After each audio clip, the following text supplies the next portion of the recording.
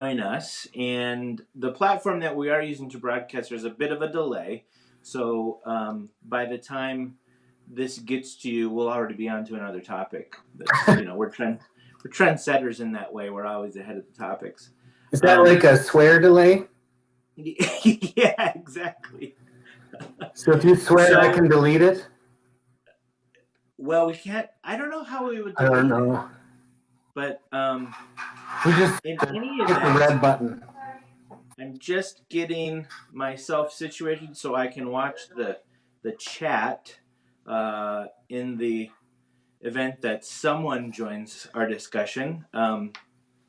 As I mentioned, this is our first time going live, and we really hope that you participate in our discussion today. Throughout our time here, feel free to type any questions or comments that you have. We'll certainly be asking some questions throughout, but we want to hear what your experience has been like with some of the stuff we're going to be talking about today. So, this is Psychology at Work podcast, and we are recording this for our next podcast released. So we're going to kind of do it in the format that we would normally do our podcast. And so if you haven't listened to that before, you'll get a sense of what that is like. So here we go. I'm Casey Lanko. And I'm Tim Johansson. And welcome to the first ever live Psychology at Work. And this is when the song goes. Now, we always start our podcasts with a quote. Mm-hmm. And so here's our quote for today. Okay. I need them to be present with me in the storm, not just tell me what to do. Let me do it one more time. I usually do it a couple times. Mm-hmm. Do it again. I need them to be present with me in the storm, not just tell me what to do. So, Timothy, what comes up for you as you hear that? You don't want me to guess who said it? Oh, yeah, I'm sorry. There's a reason why I didn't ask that, but go ahead. I don't know who said it. No one does. It's anonymous. That's why, yes. So, You're tricky. Said this. You're tricky. Well, and it wasn't me. I need them to be present with me in the storm, not just tell me what to do. What to do. Well, a few things come up for me. Yeah. One, please. I've been working on this in our book, this section. So I've been kind of immersed in it. But people we don't like to be told what to do. And I know we'll get to the being present piece, and I think it fits, but we do not, as humans, like to be told. Right. And I think it gets to a few things. One is we don't like our autonomy to be taken away, which it feels like it is now in these times. I think it also, being told what to do kind of implies that I couldn't have figured it out myself. Yeah. Well, I think obviously of course we chose this quote because it's relevant to the time that we are all finding ourselves in. The storm is obviously this moment, and it's been challenging, obviously, and of course this is Psychology at Work, so we spend most of our time talking about what all of this means specific to the world of work, but this idea of being present, and which will be kind of our focus today. But before we get to that, how have things been for you? I mean, this is kind of a crazy time. We haven't been in the same room with each other for a very long time. What's the impact been on you? Well, you might not want me to say this, but I miss you. Well, likewise. And I think, it's interesting. I've been saying this a lot recently. this is like a really great study that was not approved by any research review board in the real impact of extroversion introversion. I can see that, yeah. And I think, so we've been on a lot of calls with the organizations that we consult to over the past couple weeks, and talking to their leaders about how to communicate and be present in this strange time, when and most people are working remotely and things of that nature. And I think it's what's interesting about it to me is that we're all kind of, particularly in sort of our Western culture, we're kind of on the conveyor belt, and we're going and we're going and we're going and we do our thing. And even as much as we think we take time to reflect, it's sort of a luxury to decide what to reflect on when we are doing that. Sure. And I think what's so unique about this moment is that we're all of a sudden forced to realize what our daily life was actually like. Yeah. And all of the things that happened that we didn't even pay much attention to, Mm-hmm. So, of course, we can't speak globally, but most people, they wake up and they go to work and they're spending time with people. Yeah. And whether that's as little as saying good morning and good night when they're coming and leaving, or being in meetings, whatever the case may be, but that gets psychological needs met. Mm-hmm. Right? It just Absolutely. does. And what stuck out to me is how physically lonely it is. Right. Like just getting to go sit in your office. When I sit down in the chair, and I'll sit there for 5 minutes without saying anything, and you'll just know that I have something on my mind. So I'll walk down the hallway and yes. Well, no, I'll sabotage you. I go into your space.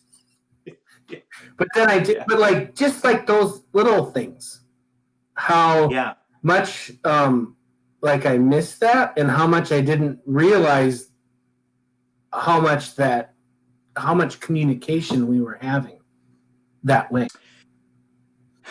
Yeah, and I think that as we talk about sort of the world of work and the implications of all of this, it's nothing new about the subtleties of communicating and all of those things.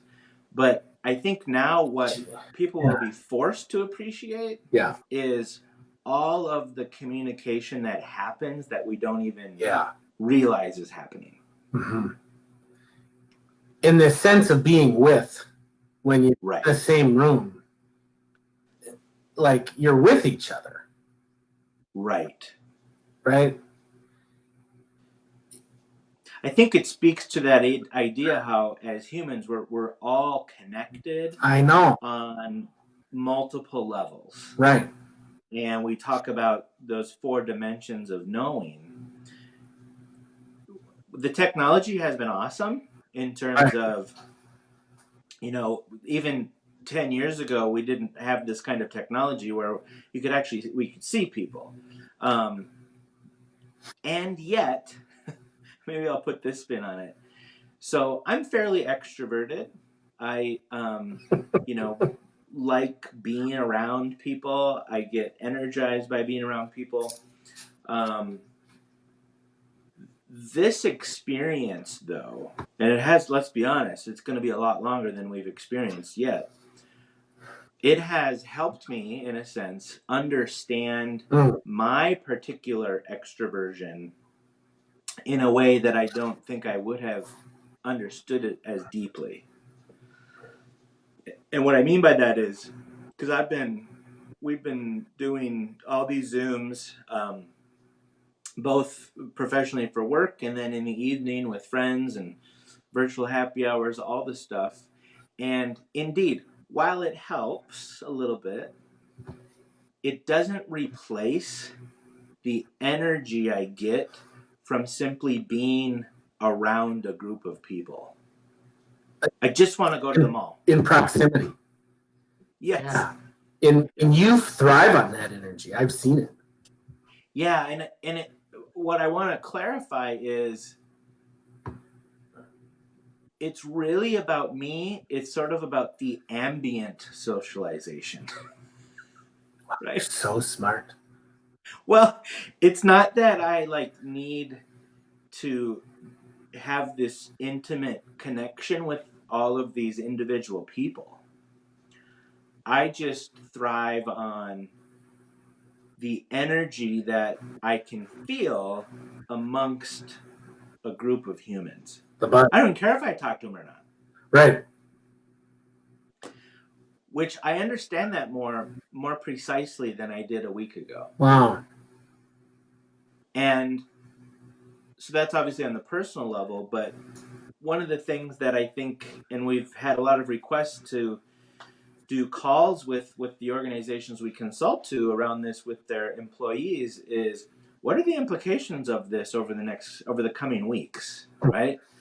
How do people stay engaged, motivated, quite frankly, healthy in terms of getting into the mental health implications of all of this, and without literal human contact? I think it's going to be a big problem. I know I'm offering a problem without a solution, but I just think it's something we have to be aware of because it's going to come up. What did you say? You said ambient. Ambient socialization. I think that fits so well. Doesn't it make sense? Yes. I'm writing it down. And it's hard to get it. There's a piece of it's, and we talk a lot about this, like knowing something in the body, and like right. The body knows things before or apart from having words for it, right? And we've talked about that. That's what's like coming up for me when I hear you say this new term, ambient socialization, and how like in social distancing we are being deprived of that. Oh my gosh. It's carrying meaning. We're making meaning of that distance physically, and we're in it. Our bodies are this is so dramatic, I know, but they're like grieving because yes, something. Yes. I'm glad you brought up that word because I wanted to make sure we touched on it today, and depending on how much time we have, maybe more next episode as well. What's going on for people, without question, is some grieving. Yeah. And I don't know if we've talked about this much on the podcast before, but grieving is something that we tend to only associate with death, right? But there's so many things that we're actually grieving, we just don't even realize it. Yeah. Right? And there's so much grief right now. Yeah. And there, again, in many areas, but in the world of work, but actually, I think one way to explain it well, there's so many schools around the country that they're not going to be going back to school this school year. Think if you're a senior. I know. Just like that, it's over. There was no opportunity for closure. There was none of the ceremonial stuff. That's a tremendous amount to grieve. But also, I mean, if to bring it back to work, there were projects that people were going to be working on that who knows when they'll be working on those again. There were things that were going to be happening that probably aren't happening now. I mean, just for us, last week we were to have a certification seminar, a 3-day certification seminar. With a few of my favorite people in the world were coming. Absolutely. Absolutely. I'm so excited. Yeah, and we have another one scheduled in a few weeks, and those won't be happening in person. We're figuring out we're going to be able to do it virtually, but still, there's a process of grieving what was to be that we often, I don't think, take time to do or even realize that's actually what's going on. Yeah. In addition to having to adjust and do all the things. So I like doing this on camera because I can point at you now. yes. See? No. But a couple things come up with the grief piece. And anytime there's a loss or a change in a relationship or there is grief. Like the body does that. It's the fighting against it that keeps it stuck in there. And I think you made a really great point that so often we think of grief only with the most profound, permanent kind of loss, which is death. And it has to be this real big ritual, and it has to be enormous, right? But we have losses, right? Little things that our body still has to grieve it and to work through it. And I think a lot of times it sounds like it's such big words in this. It's this notion that, a change in a relationship has to carry this huge level of grief that often keeps people from working through the grief process in a way that fits that situation. Yeah. Does that make sense? Well, I think, the one thing that I want to highlight that you said in sort of the way to operationalize where grief sort of stems from, it's really change. Yeah. Mm-hmm. When there's a change in something that either has been happening or something that was expected to be happening, where our body will go through a grieving reaction, if you will. And actually, to not be stuck in a prison of wallowing in pity, we have to go through that. Yeah. Like if we're not acknowledging that, we're actually going to put ourselves in the place of we're stuck in a cycle of wallowing in pity, and then we're trapped there. That's a totally different, that's a defense against going through grief. Yeah, right. So how did we get on that? Oh yeah. Well, grieving ambient socialization, which I actually think, I know you as an extrovert feed off of that. As someone who isn't gregarious at all, I've noticed for myself too, though, the missing that, like, being in proximity to others, right? Yeah. I don't know what I'm. Well, I think it's beyond just type. Like there's some basic human elements here that have been altered for all of us. Well, I think what you're getting there to speaks to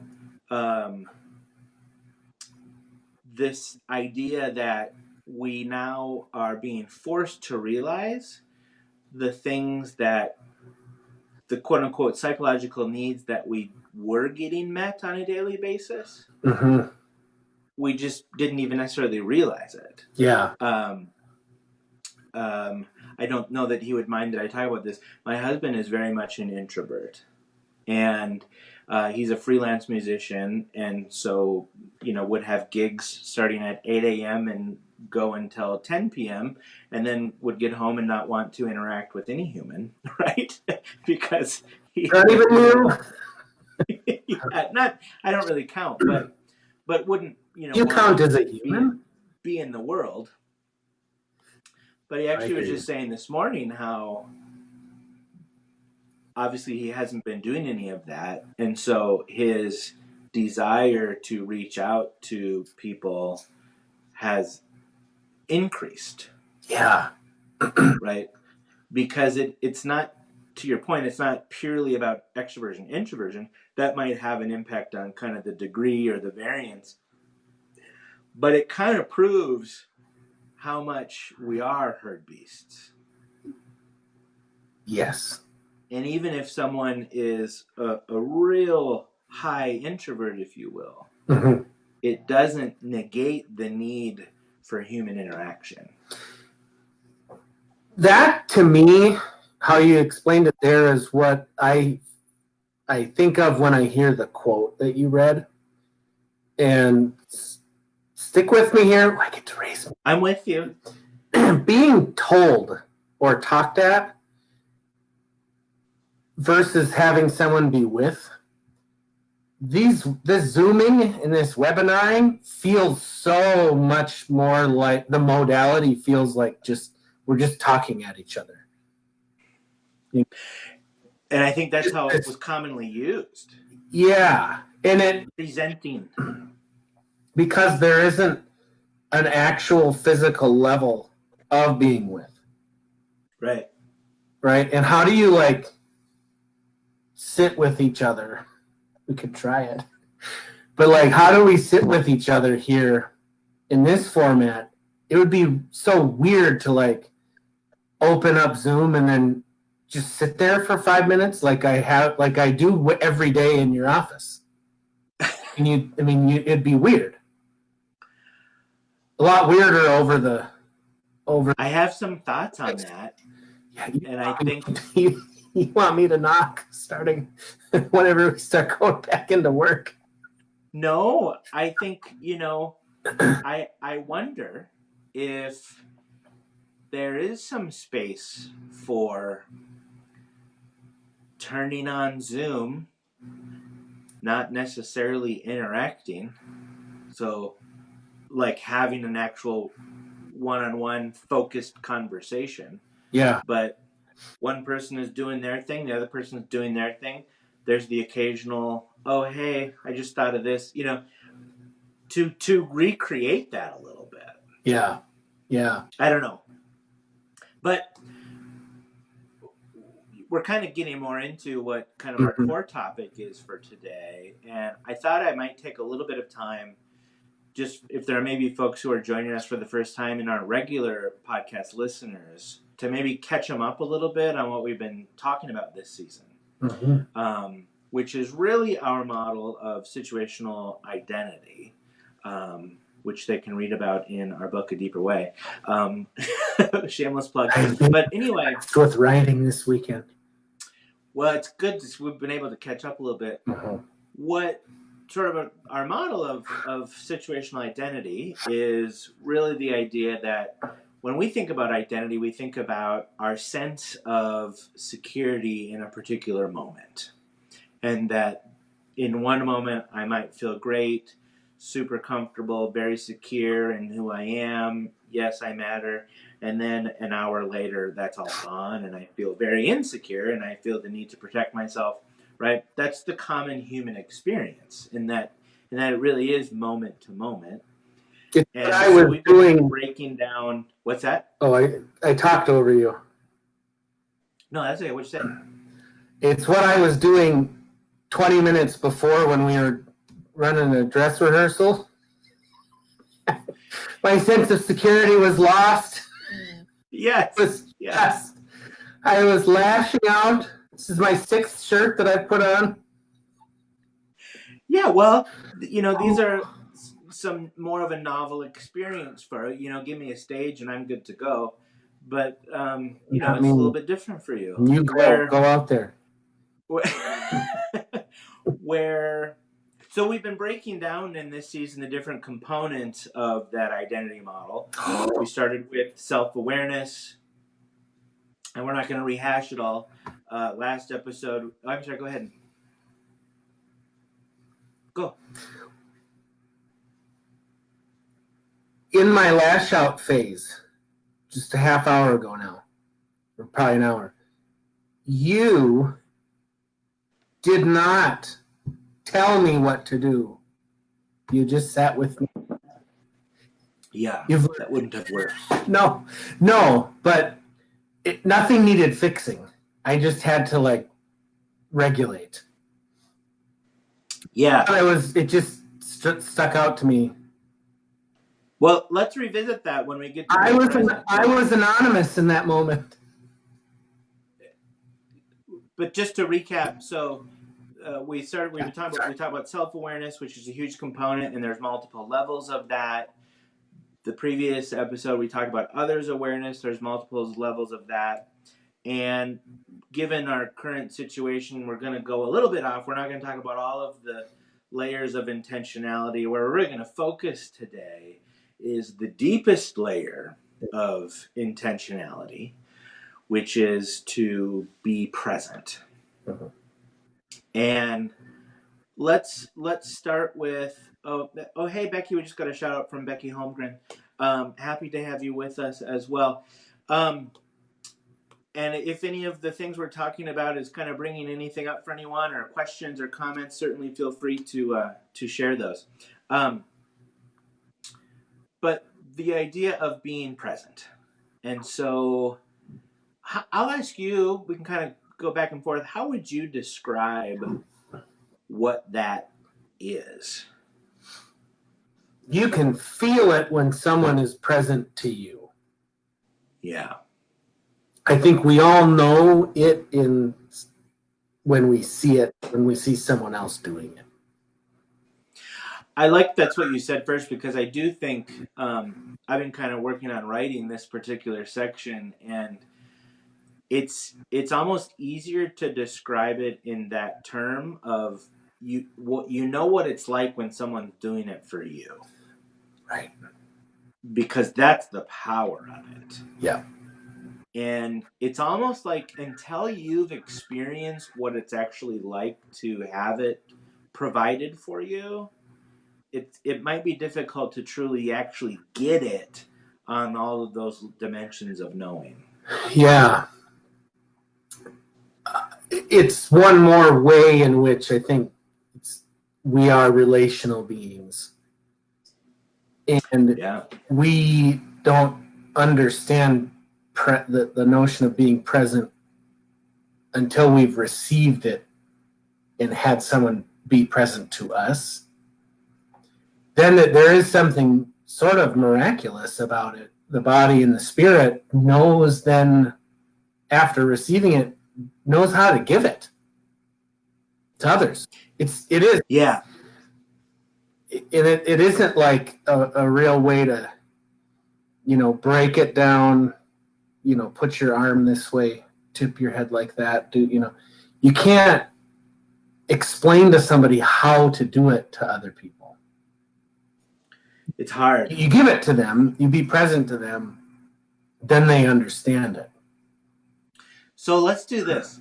Let's talk about what it does feel like to be the person to which someone is being present to. So to receive being present? Yeah, to be the receiver of that. And one of the ways that I talk, because there's a few people that are able to get to this place more often than not. To be present to others. To be present to others. And one of the ways that I describe it sometimes, it's just being near them. Mm-hmm. And if you've experienced enough, even then it's just thinking about them. It's like they give you a huge hug without ever touching you. Mm-hmm. And everything gets to drop. Everything gets to relax. You don't feel a need to be defensive.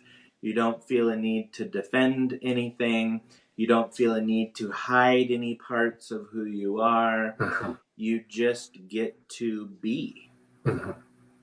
who you are, however you are in that moment.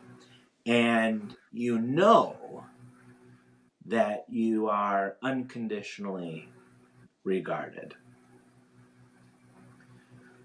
which is a feeling, unfortunately, that I don't think a lot of us get all that often. sort of in our daily working, if you will. Mm-hmm. And what we're describing here is really, if for those longtime listeners, to go way back to season 1, episode 1, The Twisted Tale of Psychological Safety, this is the foundation of psychological safety.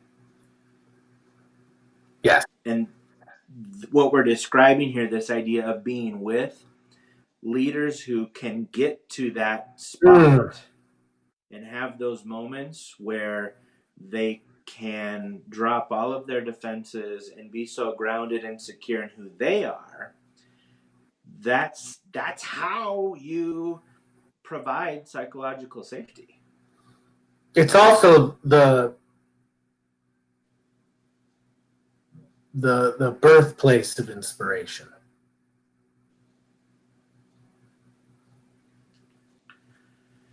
Yeah, absolutely.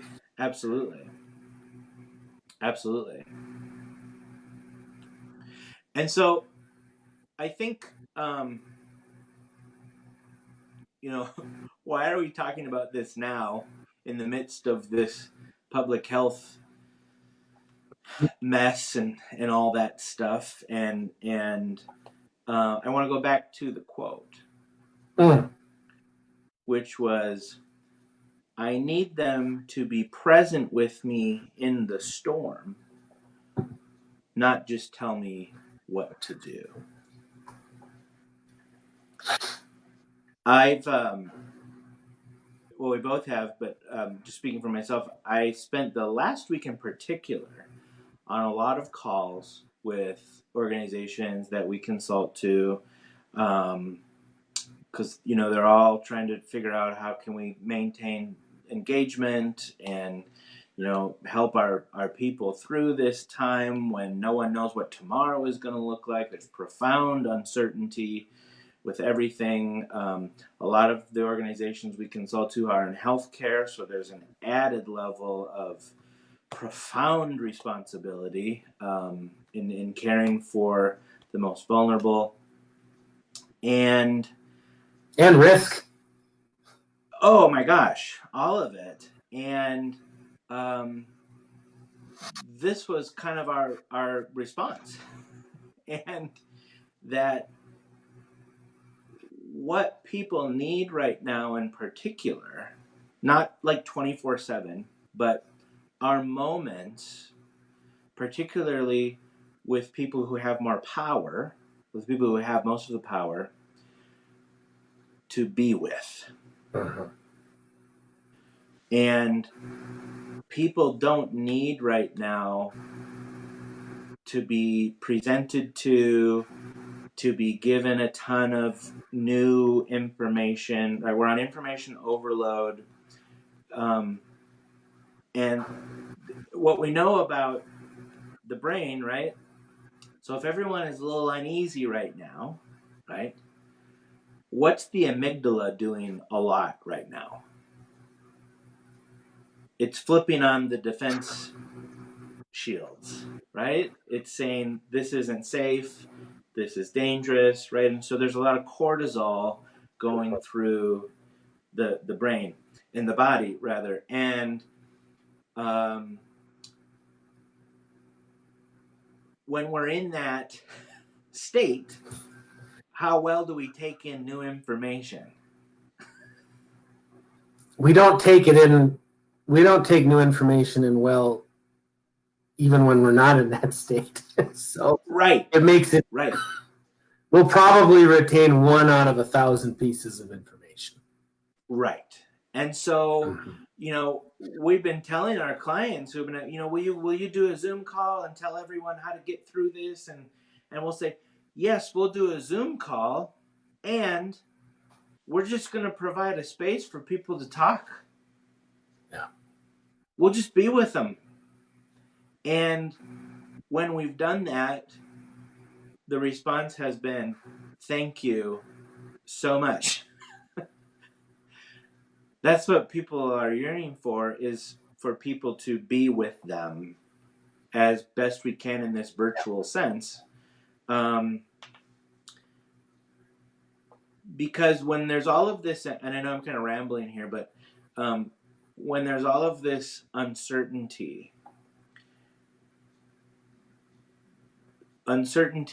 right, triggers fear. Mm-hmm. It triggers yearning for certainty, right? Mm-hmm. And false sense of certainty, or I mean, providing a sense of certainty, it doesn't help because it's not real. Does that make sense?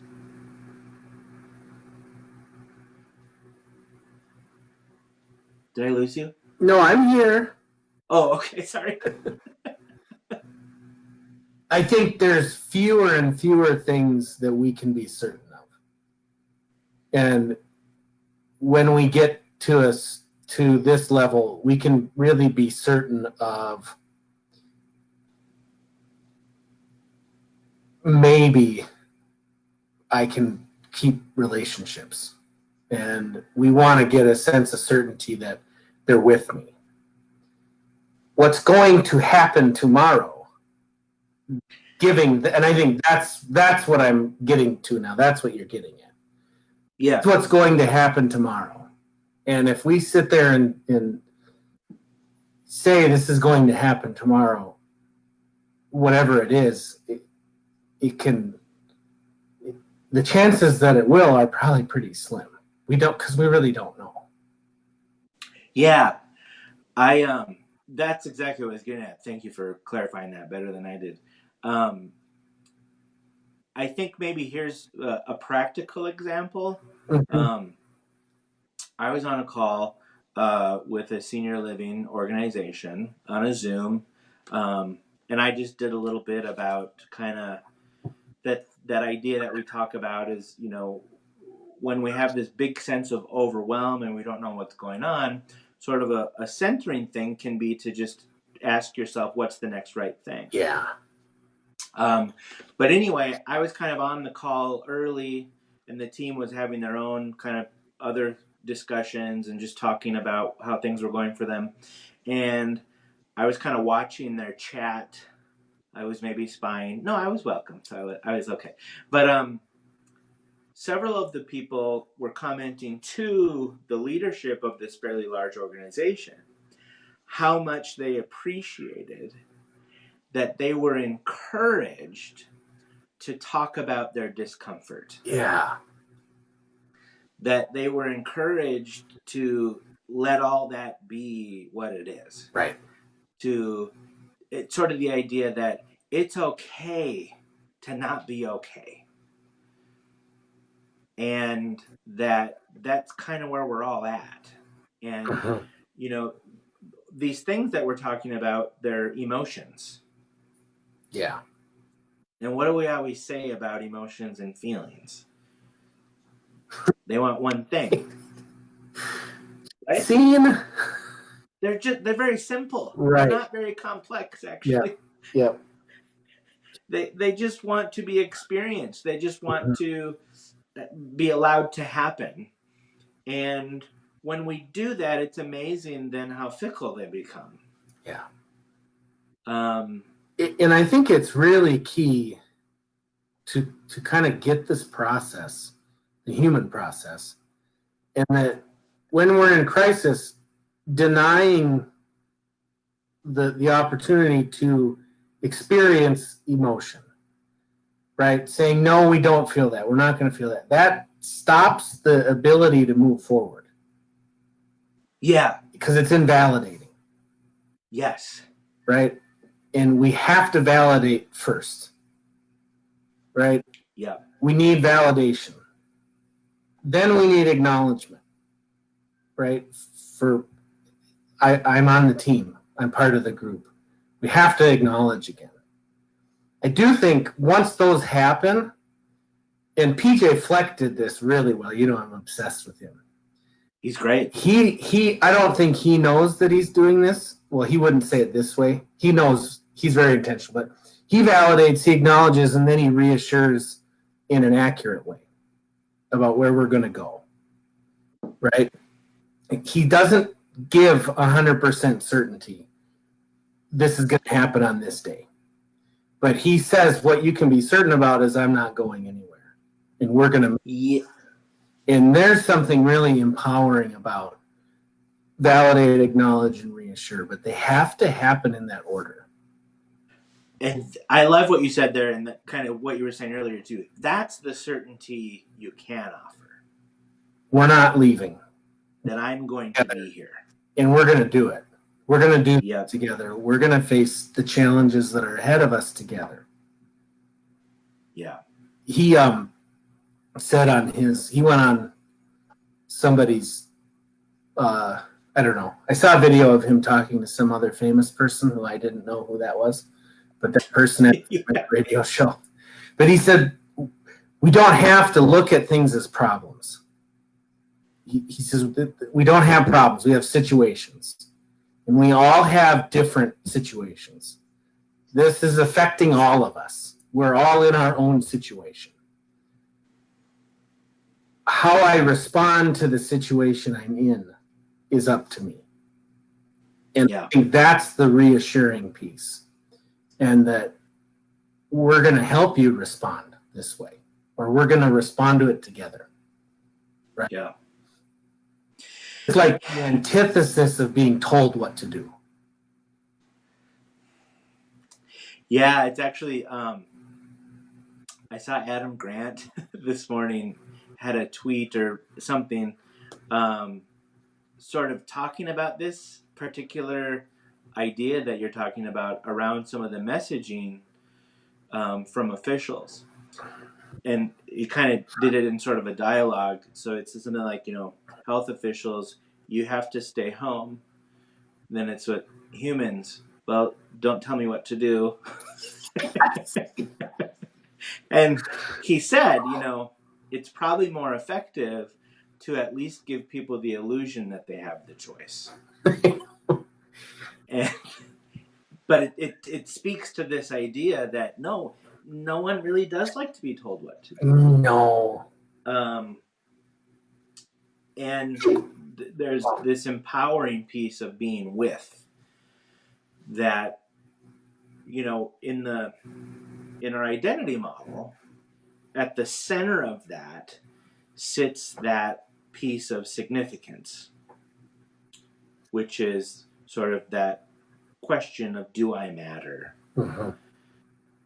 And I think there's multiple levels of that. Do I matter to myself? Do I matter to other people? Am I accepted? And I think a challenge now let me put it this way. So much of how we find more security around that idea is things that happen on a day-to-day way in little interactions. Yeah. And we seek out those connections. Yeah. No matter how little or small they might be, we're often doing it on an unconscious level to feel grounded again, to know that we matter, and to be able to feel secure and not, quite frankly, freak out. And, I know some of this might seem a little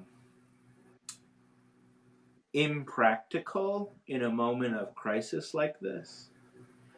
But the reality is that it doesn't matter what's going on around us, right?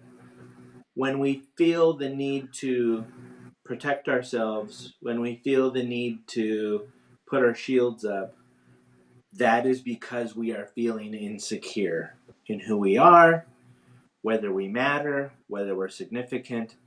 And I'll frame it this way, right? I want to be careful how I say this, but when we see that happening right now, I was at Trader Joe's, kind of before we had our stay-at-home order, but they had these signs all over the place. We're all in this together, so try to limit your taking, if you will, to 2 items, things of this nature. And there was a person who literally had like a stack of 20 boxes of one of these particular frozen items. And one of the workers, Drumsticks? very, what's that? The ice cream drumsticks? Yeah, I don't even know what it was, probably. But one of the workers came up to her and she said, ma'am, we're really trying to account for everyone's needs here, and we're asking people to really limit what we're taking. And the person, she didn't like that. I'll put it lightly. She really let this worker have it, and she told her she would be taking her 20 items, and went off into another corner. But my point in that is that's a moment, right, where that person who felt the need to kind of lash out and react, right, she wasn't feeling very secure in that moment. No, she missed the Right. invitation. Right. And she, I guarantee you, didn't feel good about that interaction when she got home. Right. Because that was a defense. Mm-hmm. That was a reaction. And she, in that moment, wasn't able to recognize, yeah, this is all really scary. And that's true. And rather than slowing down and being able to collect her thoughts together and recognize, yep, we are in this together, I should probably follow the recommendations here, totally get it. She was reacting out of a defensive standpoint. And that's not going to be helpful, right?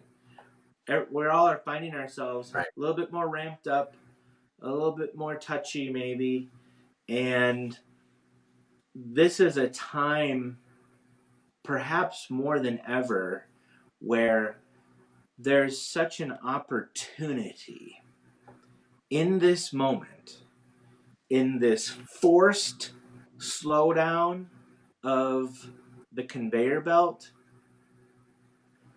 to really understand ourselves. Yeah. To really understand what makes us tick, what we do need from the world, how we are in the world. And I think, to bring it back to work, and I'll stop rambling here, I think organizations who can find sort of the quote unquote silver lining in this to fast track their initiatives to create psychological safety. Here's an opportunity now more than ever that is wide open arms waiting for that. And we're here to help, maybe. I think that woman at Trader Joe's, what she needed most there was someone to be with her and that person to be present. That person to be free of their own defenses. Right. To invite her out of that place. Right. We invite each other out of that place, not by telling people they're defensive. Right. Not by listing what the punishments will be if they don't stop. Not by shaming, not by appealing to things, but by simply being with them from our own place of non-defensive understanding and presence, and I'm going to treat you without any conditions of being worthy as a person. Yeah. I think of that woman, and I think of myself when I get in that place all the time. What I need is somebody to see me that way, right? To see me from the non-defensive way. Mm-hmm. and not get hooked, right? Yeah. And I think in this time, that's what we can be to each other. Yeah. It's, and it can sound, I think there's almost a paradox because everyone's kind of in this crisis mode. And so we have to do something. We have to do something. We have to do something. And that's in itself Yeah. a defense. Yeah. Mr. Rogers said we can smash our hand into Play-Doh.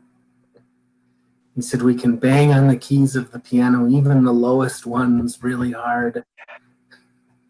We can do that if we need to. That was such a good movie. Yeah. Yes, that would be a good one to maybe What we need to recommend do at this time. is, yes, I can. We need to get that energy out. Yeah. Get that energy out. And sometimes we do. We just need to get it out. But where do we want to put it? Right? Well, and I think as a leader, that's allowing space and opportunity for people to do that. That is doing something for them, Yeah. right? Mhm. And I truly I actually see a little hope in this because the amount of people who have called and just said, "Will you host a Zoom call for our team and just let them vent?" Mhm. People are recognizing that that is what people need right now. Mm. And my only kind of pushback on the framing of it, because there's so many readings and all this stuff right now about we need to be connected now more than ever, and we need to support each other now more than ever, and we need to just be together now more than ever. I don't like Well, more my than ever. argument, yeah, We my always need argument it. more than that is it's never not been needed. But perhaps this is what it took for us to recognize what it actually We've does. always needed. Right. We've always needed it this much. Yeah. One more piece on that, and then we can have some end on maybe a lighter note here. I just thought of this as we're thinking about this. Yeah. There's Boy, I'm twitching. I don't know. I want to be careful because cancel culture. Who knows how people interpret what I'm going to say here? But Oh no! What are you gonna do? I'm the risky obviously, one. no one is welcoming the tragedy that's going to come from this on multiple levels, and we don't even know what that's going to look like and all the impact. And that can be true and sit right here.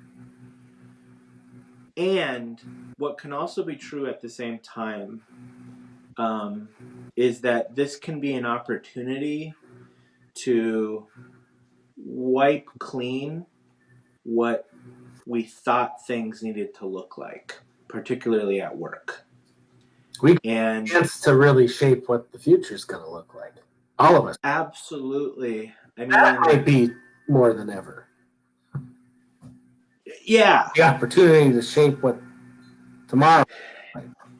yeah. And I don't know, I think what came up for me a bit ago was sort of, I don't know if I have words for it, but was sort of this idea that, traditionally we think of, for the most part, although it's been shifting, the world of work as sort of this classic, if you will, 40-hour work week, and people get paid to do this much for the time that they're putting in.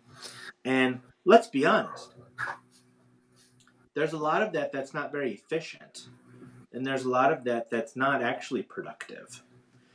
And I think particularly because these other pieces that we've been talking about haven't been valued, right? And so, because there isn't psychological safety, people spend an inordinate amount of time at work spinning in their defensiveness, not getting anything accomplished, and just worrying about getting in trouble, right? Very productive. And I think this might, in some ways, be able to put a light on that and realize that none of that has been actually all that effective. And a couple shout outs here. We'll address those in a moment. And so maybe to put a Put the point formula on, on the bottom. I just saw that. And Maybe the sequence is better, but yep. And we'll see how this turns out. We're intending to release this as an actual podcast on the platform this week. And so we'll put in the show notes. Usually some you more have to edit pieces. about 40 minutes of me rambling. That's okay. So one of the things that has sort of been thrust into the world of work for most people, not everyone, because a lot of the organizations we work with, they're essential healthcare organizations, so people are actually still going to work, but a lot of people have been all of a sudden working remotely, spending a lot of time on Zoom and conference calls, perhaps more than they would have. And let's be honest, there is some sort of humor that comes from sort of spending time on conference calls all day. And so we wanted to end, we found this article, and we'll post it so everyone can take a look at it. It's written by Brianna Valesky, who is a multimedia journalist. She wrote about, what's that? Yeah, I'm so glad you shared with this with me. It's hilarious. She wrote about sort of these kind of these archetypes, if you will, of certain folks who find themselves on conference calls or Zoom calls. And so I just wanted to share some of these. And certainly as we're reading these, if you have any sort of funny, awkward conference call or Zoom moments over the past couple weeks that you'd like to share, feel free to share those in the chat for everyone to see. There's been some doozies. I even heard one, before I get to this list, I saw someone, they were all dressed on top, but they literally didn't have any pants or underwear on, and they forgot, and they got up to go like get something, and there they were for the world to see. But anyway, I'm kidding. So here now, and we'll kind of go back and forth, the archetypes of meeting antagonists. So the first one is the heavy breather. I'll just read the narrative. We know it's not their fault, or maybe it is. Move the microphone away from your face. But please understand how excruciating it is to feel like someone is breathing in your ear for 45 minutes straight. Heavy breathing isn't quite nails on a chalkboard, but it does prevent other call participants from concentrating on the meeting. If this is you, please acquaint yourself with the mute button. So the heavy breather. The cousin to the heavy breather who didn't make this list, spoken from a true misophoniac, is the people who eat and chew on me. Yeah. Oh. Yes. So our next one, Timothy, do you want to read the guy who moves his lips without audio?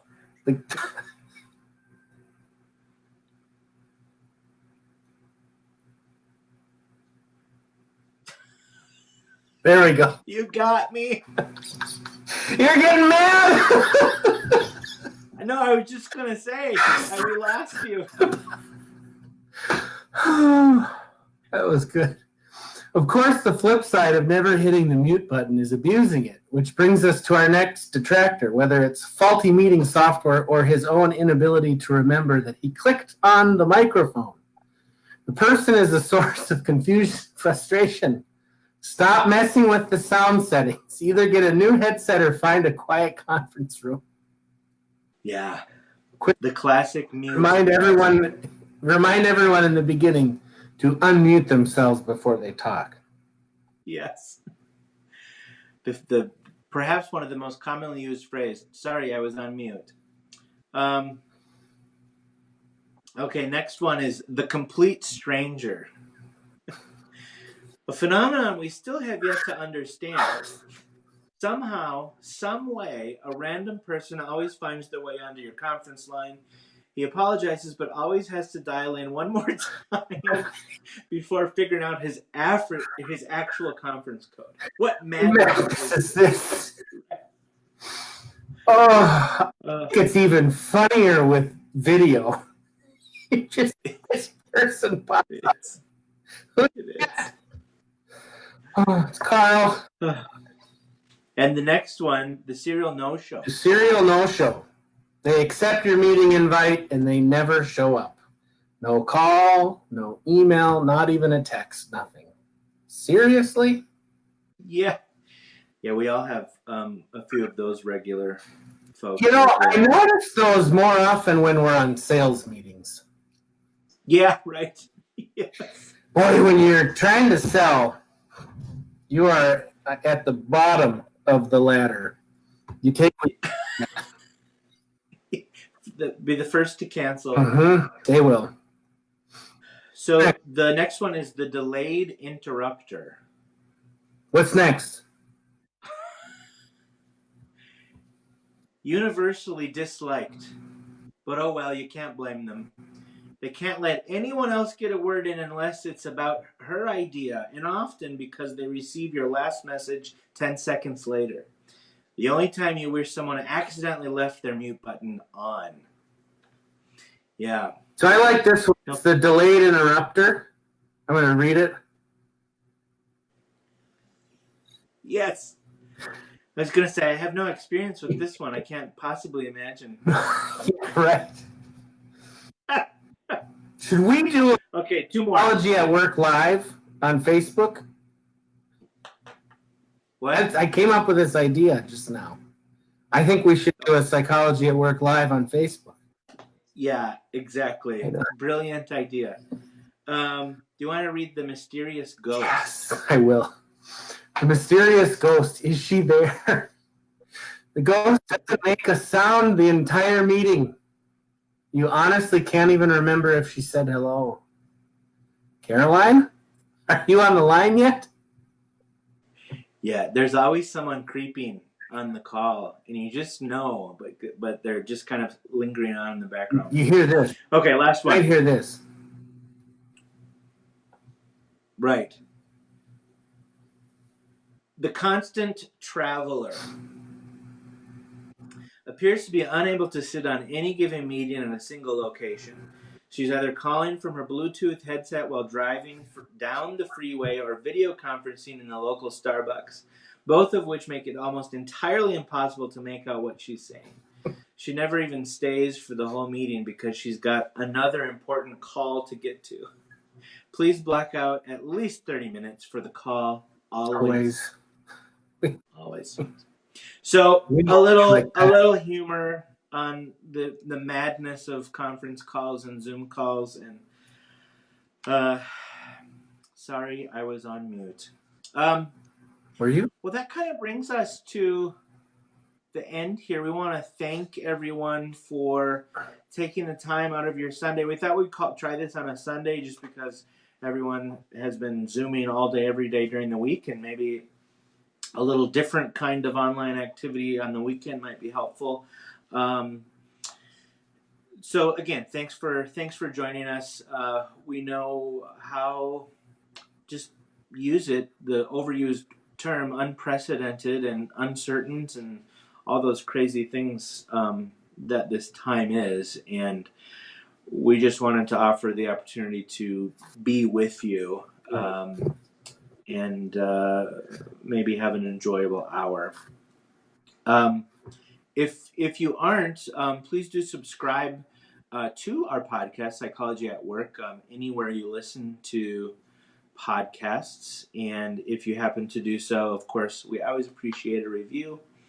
You can learn more about us when you subscribe. And any final thoughts, Timothy, from you?